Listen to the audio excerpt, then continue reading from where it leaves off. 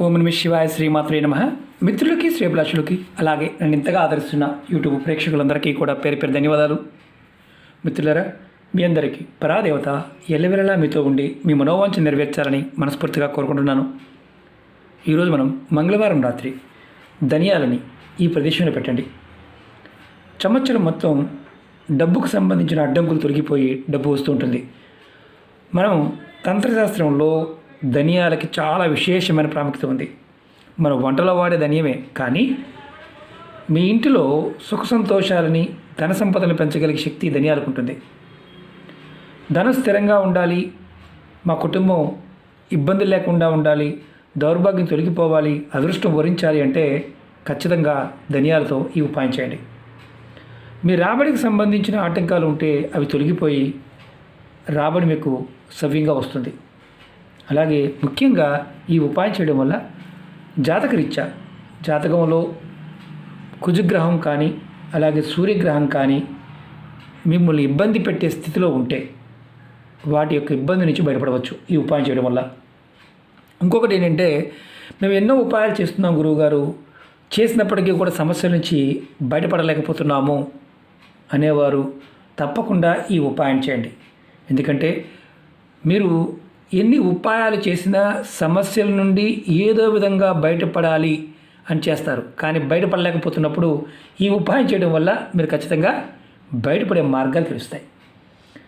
ఇంకొకటి ఏంటంటే ముఖ్యమైనది, గవర్నమెంట్ ఉద్యోగం కోసం ప్రయత్నం చేస్తున్న వారికి ఉద్యోగం దొరకడానికి, ఉద్యోగంలో ఎలా వెళ్ళాలి, మనం ఎలా వెళ్తే ఉద్యోగాన్ని మనం పొందగలుగుతాము అనే మార్గాలు కూడా తెలుస్తాయి.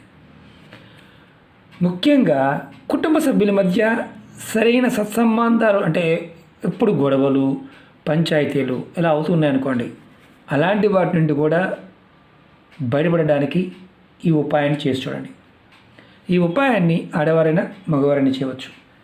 నెలసరి సమయంలో మాత్రం చేయవద్దు, ఎటువంటి ఆహార నిబంధన లేదు. ఈ ఉపాయాన్ని మంగళవారం రాత్రి మీరు పడుకునే ముందు చేయండి.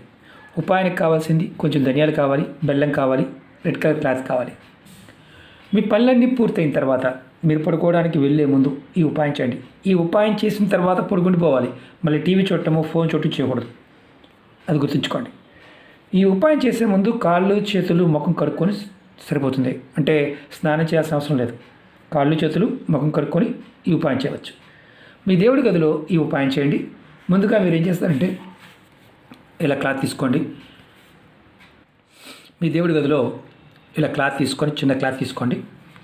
దానిలో కొంచెం ముందుగా ధనియాలు వేయండి, కొద్దిగా, ఎక్కువ కూడా అవసరం లేదు, కొద్దిగా. తర్వాత బెల్లం ముక్క పెట్టండి, చిన్న బెల్లం ముక్క పెట్టిన తర్వాత దీన్ని మూటగా కట్టండి. మీకు శాంపిల్ చూపిస్తున్నాను. చిన్న మూట కట్టండి.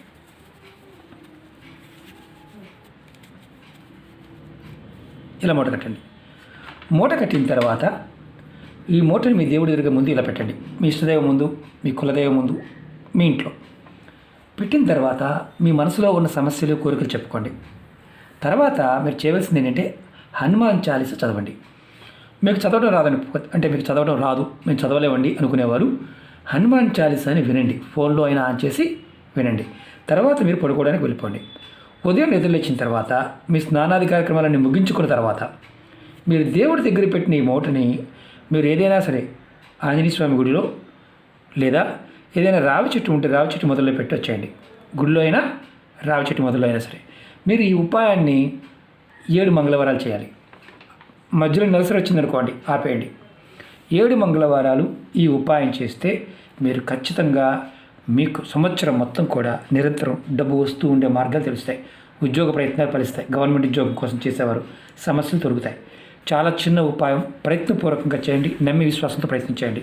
అలాగే మీకు ఈ వీడియో నచ్చినట్లయితే లైక్ చేయండి, ఛానల్ని సబ్స్క్రైబ్ చేసుకోండి, పక్కనే ఉన్న గంట సింబల్ని యాక్టివేట్ చేసుకోండి, 10 మంది మిత్రులకి షేర్ చేయండి. ఓం నమ శివాయ శ్రీమాత్రే నమః.